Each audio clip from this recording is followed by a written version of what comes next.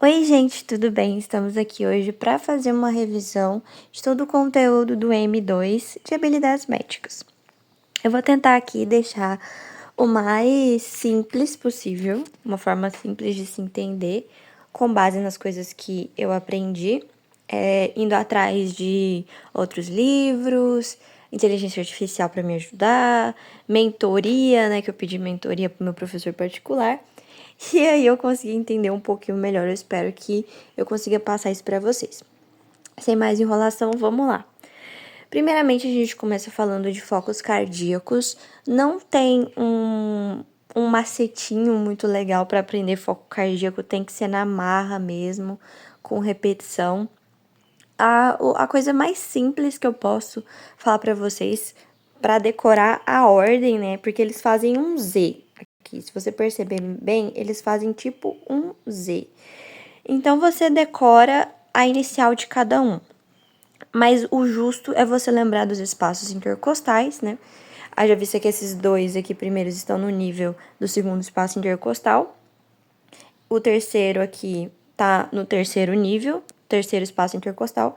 E esses dois últimos aqui estão no quinto. Lembrando disso, você já tá bem mais pra frente. Vai ter duas linhas principais. Vai ter uma linha paraesternal e uma linha hemiclavicular. A linha paraesternal, ela vai determinar 4 focos. Se for do lado direito, só um, que é o aórtico. Se for do lado esquerdo, vão ser 3, que vão ser o pulmonar, o aórtico acessório e o tricúspide. E o último, mais importante, eu acho que não tem como esquecer, que é o mitral, que ele tá no quinto espaço intercostal, linha hemiclavicular, né? Mais ou menos ali na região do mamilo. E aí, qual que é? Tipo assim, não, mas sei lá, eu tô com dificuldade de decorar isso aqui. Lembra de apartamento? Foi o jeito que eu comecei, entendeu? A decorar isso aqui e eu acho tranquilo. Apartamento. Você só não pode confundir o primeiro T, né? E achar que o tricúspide tá, né, em cima do mitral. Mas eu lembrei desse jeito e eu acho justo, sabe? Bom, ângulo de luz, que a gente também tem que falar, que é o ângulo do externo, essa protuberância que a gente tem aqui no tórax, né, que a gente determina, quando a gente acha ele, a gente já tem a localização do segundo espaço intercostal. Então, o ângulo de luz é a mesma coisa que ângulo do externo. Ciclo cardíaco também é de boa de se entender, eu gosto de usar essa imagem aqui para explicar. A gente vai ter dois processos, né, durante o ciclo cardíaco, uma sístole e uma diástole, tendo também o processo de relaxamento isovolumétrico e contração isovolumétrica.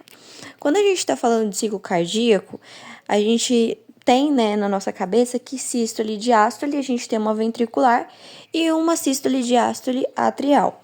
Mas quando a gente está falando nesse processo aqui, principalmente habilidades médicas, a gente simplesmente ignora o átrio e o ventrículo é a nossa estrela do show, entendeu? Então, a gente está falando de sístole, é sístole ventricular. A gente está falando de diástole, é diástole ventricular. Obviamente que o átrio, né, ele faz parte desse processo, mas quando a gente está falando desses nomes, a gente tem que lembrar do ventrículo. Beleza, a gente começa com a diástole. A diástole ventricular, ela passa por dois processos, uma ejeção rápida e uma ejeção lenta. Vamos pensar, a gente lembra que para o sangue fluir de uma câmara para outra ou do ventrículo para uma artéria, a gente precisa que a pressão na câmara superior, ela supere a da câmara ou da artéria inferior para ela poder ser levada, né, o sangue ser levado daquela região de maior pressão para uma região de menor pressão. Então vamos pensar, né, numa diástole ventricular. Então o que está acontecendo? O ventrículo está relaxando para entrar, né, uma quantidade maior de sangue dentro dele. Então a pressão no átrio ela tem que ser maior do que no ventrículo para poder, né, fluir o sangue de maneira natural. Quando a pressão no átrio vence a pressão no ventrículo, a gente tem a abertura das válvulas atrioventriculares. E aí, a partir do momento em que elas abrem, a gente tem uma ejeção rápida do sangue, porque tem muita pressão, né, dentro do átrio, então ele vai ser ejetado muito rapidamente para o ventrículo quando a válvula atrioventricular se abrir. E aí, o sangue ele vai de forma rápida para o ventrículo. Só que vai sobrar um pouquinho de sangue dentro do átrio. E aí é quando a gente precisa fazer uma pequena sístole atrial para poder, né, retirar esse sangue que está sobrando ali no átrio para o ventrículo. Então, esse processo é chamado de ejeção lenta, porque tem pouca quantidade de pressão e pouca quantidade de sangue sobrando no átrio. Depois, se todo esse sangue for para o ventrículo, a gente tem o fechamento das válvulas atrioventriculares, e aí a gente vai ter um processo ali de contração isovolumétrica. Por que contração isovolumétrica?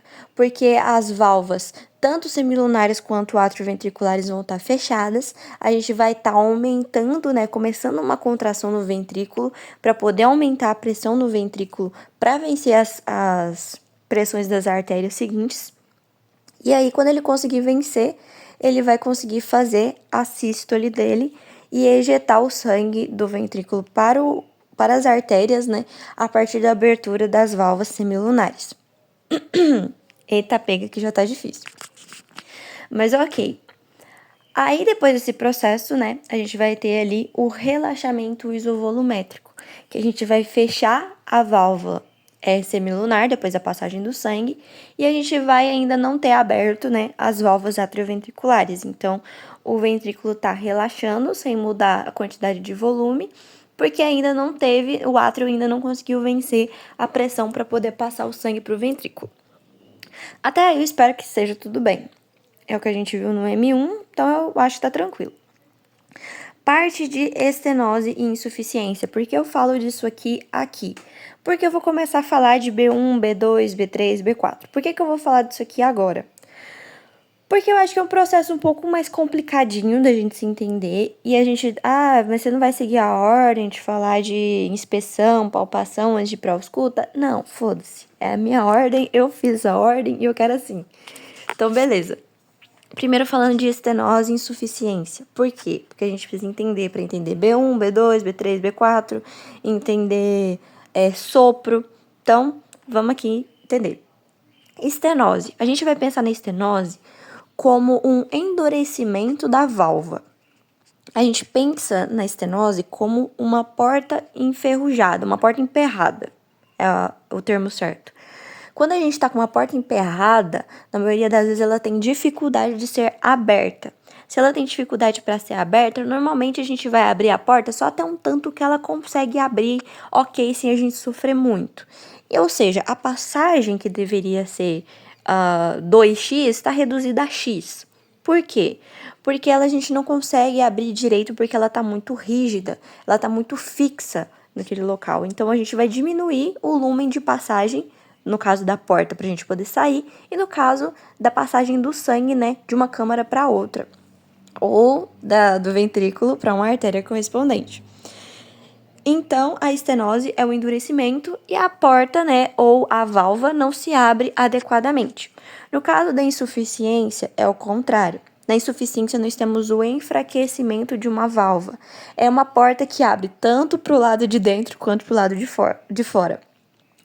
E aí, por que esse processo é tão interessante? Porque se a gente tem um enfraquecimento e ela não se fecha adequadamente, a gente tem refluxo do sangue. Ou seja, tanto a estenose quanto a insuficiência são processos, né, patológicos que são prejudiciais para a gente.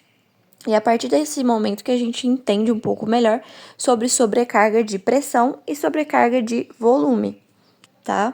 Então, vamos lá para B3 e B4. Por que eu comecei assim? Não lembro, sabe? Eu só comecei com B3 e B4, então vou continuar com B3 e B4 agora. B1 e B2, primeiramente, só relembrando aqui o que é cada uma, né? Pra gente poder prosseguir aqui com B3 e B4. B1 é o fechamento, tá? Fechamento das válvulas atrioventriculares. B1.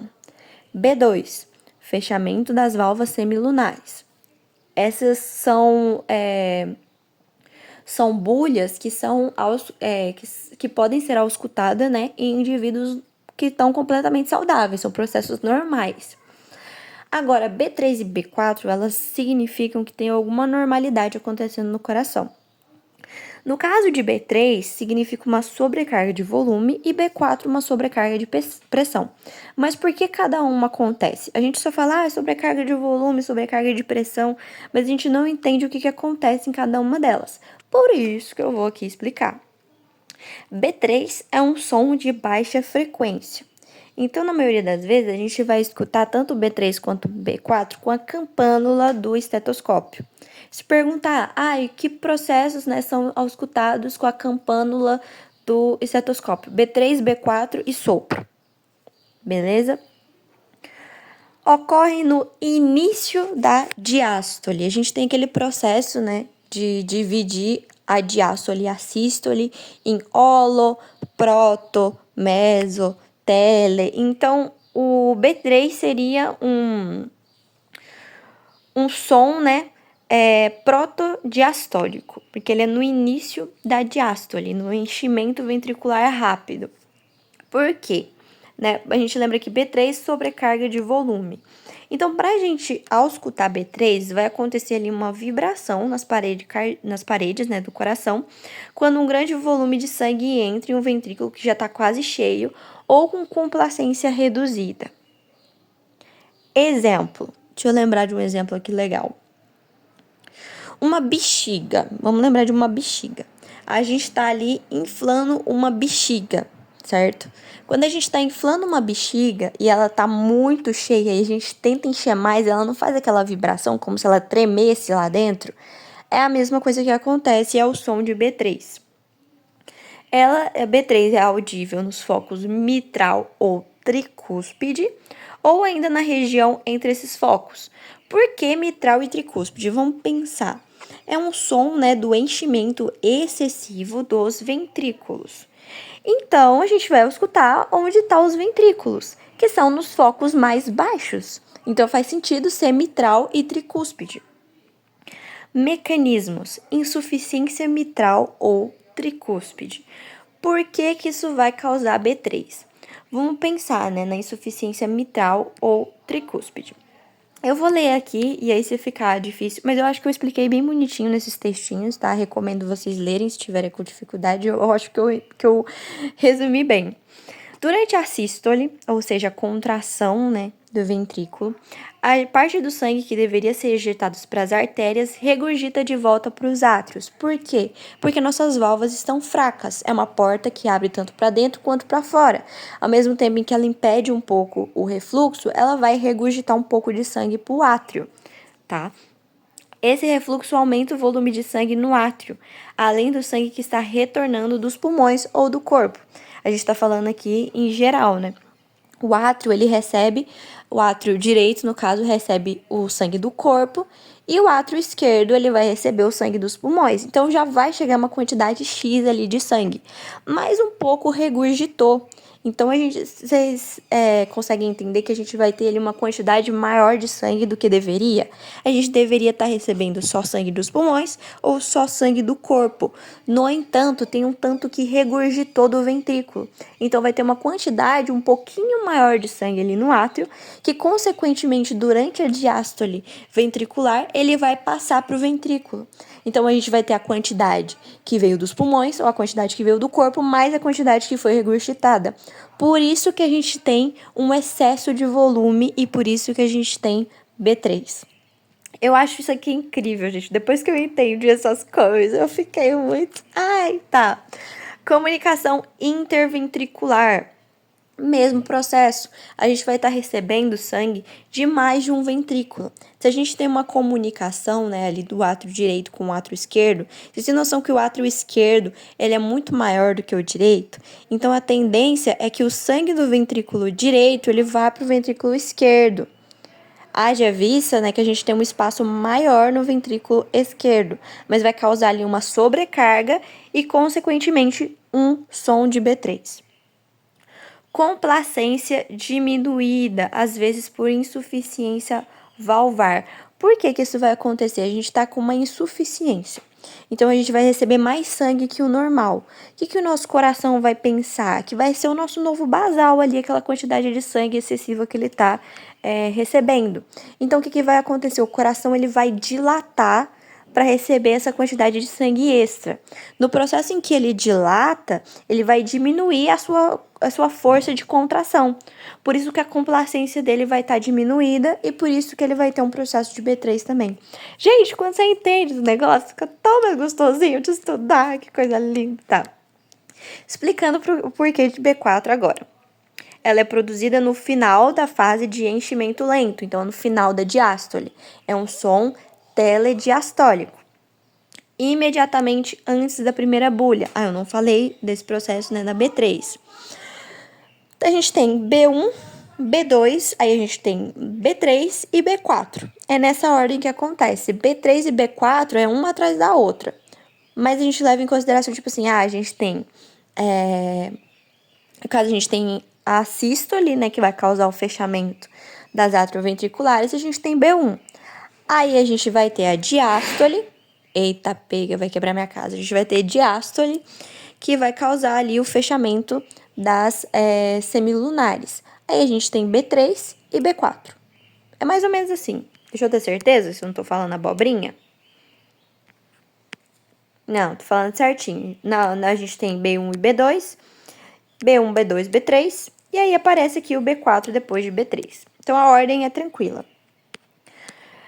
Explicando o porquê de B3. B3, como a gente viu, é sobrecarga de pressão. Então, uma contração atrial vigorosa contra um ventrículo de baixa complacência ou de complacência reduzida. É o mesmo processo que aconteceu no final de B3, que a gente tem ali a dilatação do ventrículo e, consequentemente, a gente pode ter B4 também, se esse processo ele for ali contínuo. Baixa frequência audível em foco mitral ou tricúspide também, haja visto que vai ser no ventrículo, né, que esses processos vão acontecer. E os principais, né, mecanismos. Hipertensão arterial sistêmica, o que vai acontecer? Durante o processo de hipertensão, a gente vai ter um aumento da tensão dentro dos vasos. Hipertensão, tensão muito forte dentro dos vasos. Ou seja, para a gente fazer a sístole, que eu falei, o ventrículo ele não tem que ter uma pressão maior do que na artéria para poder injetar o sangue para lá. Se a nossa pressão na artéria ela tá aumentada, a gente vai ter que ter uma pressão no ventrículo maior para poder vencer a pressão dessa artéria que está aumentada por causa da hipertensão, para poder injetar o sangue. Às vezes, o ventrículo ele não consegue vencer como é que é o nome? Ele não consegue vencer de maneira tão fácil, né, essa pressão alterada, e aí por isso que vai ter uma sobrecarga de pressão nele. Eu espero que vocês tenham entendido esse processo. Estenose aórtica ou pulmonar. A gente falou de insuficiência, aqui na B4 a gente fala de estenose. Por que estenose? Para ejetar o sangue através da válvula estreitada, que nem eu falei, uma porta que não vai abrir completamente, vai ter dificuldade de abrir. Então, na maioria das vezes, o sangue ele vai passar por uma passagem estreita. O ventrículo vai precisar gerar uma pressão maior do que normal. Por isso que a estenose ela vai ser aórtica ou pulmonar. Por que não vai ser atrioventricular, Giovana? Porque a gente não está falando aí de ventrículo, a gente está falando de átrio. Esses processos, eles são completamente ventriculares. A gente esquece o átrio nesses processos. O ventrículo, ele precisa vencer, né, uma força maior para conseguir ejetar o sangue por essa passagem que está estreitada, né? E por isso que a gente tem sobrecarga de pressão, porque a gente precisa fazer uma pressão muito maior para passar a mesma quantidade de sangue por uma passagem que está menor. Hipertrofia ventricular, mesmo processo que eu falei, né, para compensar uma maior resistência, o músculo ventricular pode, né, ter hipertrofia ao longo do tempo e diminuir a sua complacência. O que é a complacência, né? É a facilidade que ele tem de contrair. Ele vai estar ali maior, né? Mas ele vai diminuir a complacência, porque ele não vai conseguir ali